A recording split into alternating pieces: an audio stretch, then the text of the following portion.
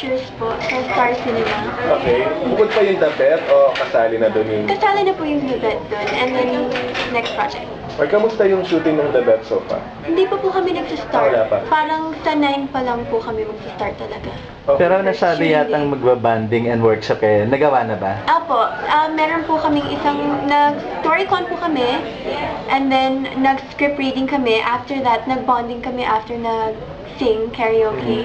And then, nung Wednesday lang po, nag-workshop kami. So, sobrang saya. Talagang nakilala naman ang isa't isa sa workshop. Pero hindi namin nakasama, unfortunately, si Ken nung workshop. Okay. Nung banding kasama niya? Up. So how was the banding? Nawala na ba yung hiya mo? Noong una nahihiya talaga ako kasi parang feeling ko hindi ko sila masyadong ka-close kasi noong una. And then, nung medyo tinutukso nila ako and everything, medyo nag-warm na ako sa kanila. Kasama ba sa preparations mo yung ano? Kasi galing sa book yung The Bet, di ba? Apo. Nabasa mo ba siya? Opo, pinabasa po talaga sa amin nung una. Nung una nga actually, hindi ko natapos yung book. Tapos mag-ano kami, parang story con kay Inang. Tapos, hindi ko natapos, di ba? So, sabi niya, bakit hindi mo natapos? Tapos, pinatapos niya talaga sa amin. So, parang kailangan talaga na mabasa namin yung book. So, ano masasabi mo sa character mo doon, tsaka dun sa story, based dun sa nabasa mo? Gusto ko talaga yung character ko. Actually, talagang finit po nila yung character sa yung personality namin in real life. So, kaya maganda yung movie and mas magiging madali para sa amin na gampanan yung movie. Okay.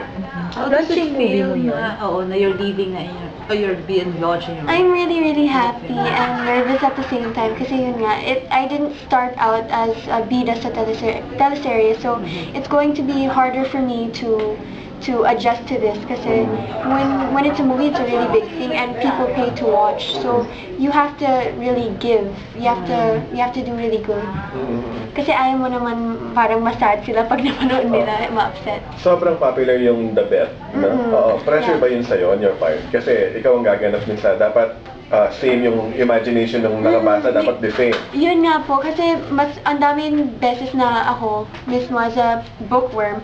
Like when I read the book and then I watch the movie, sometimes mas gusto ko yung book kesa sa movie. Ayoko naman yun yung mangyari. Sa mga fans ng The Bet, gusto ko pag napanood nila yung movie, at least they like it both or they like the movie better. Okay. Pero it's okay, kahit ano. Okay. Tita, may tatanong ka ba? Favorite color. Kasama ba sa preparations mo sa pag-aartista mo yung pag-aaral ng Tagalog para mas... Opo, matagal na po ako nag-aaral. Mahirap lang po talaga mawala yung American accent. Pero nag-aaral po talaga ako. As in, nagbabasa po ako ng mga Tagalog books. And when, as much as possible, Tagalog po talaga ako magsalita. Okay. Nabanggit mo kanina yung banding na niloloko ka ng mga ibang kasama mo. Yun ba yung niloloko ka kay Ken or something na... Hindi po, kasi yung may hinhin po ako magsalita, tapos lang, kasi script reading po yan, di ba? So, habang nagbabasa kami, hindi ko ma-pronounce yung mga ibang mahahabang Tagalog words na malalim. Tinutukso nila ako na Amerikanang hilaw, gano'n.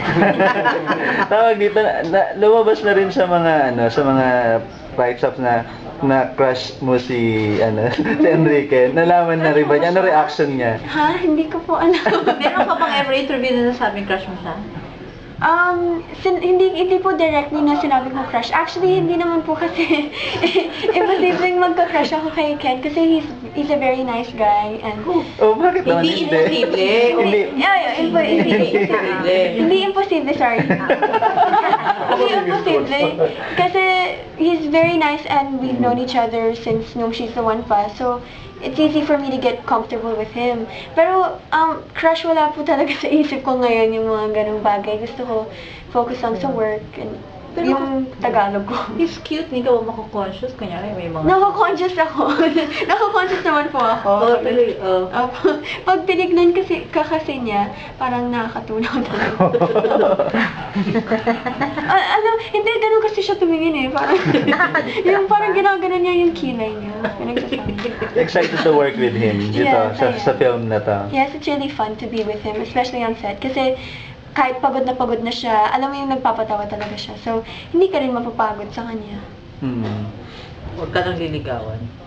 Hindi po talaga andyan si Daddy. Lagi bang Hello, nakapantay si Daddy? Opo, siya po talaga nag-drive sa akin, kasama ko kahit saan. Pati tita ko.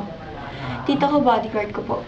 So, hindi ka po pwedeng ligawan? Hindi Sabi po. ka bilin-bilin ng daddy mo. Hindi lang si Daddy, si Tito Oji, yung lolo ko, yung mga kamag-anak ko. Lahat. Bawal. Sorry Opo. na lang sa kanila. Ah. Okay, thanks, Ira. Okay. Thank you.